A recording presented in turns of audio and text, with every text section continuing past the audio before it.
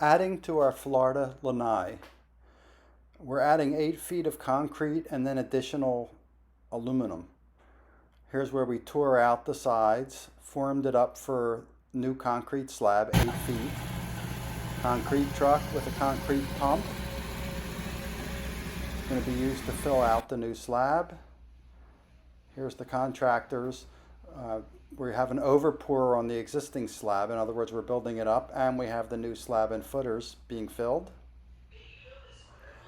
Here's the leveling out of the concrete, both the overpour and the new slab.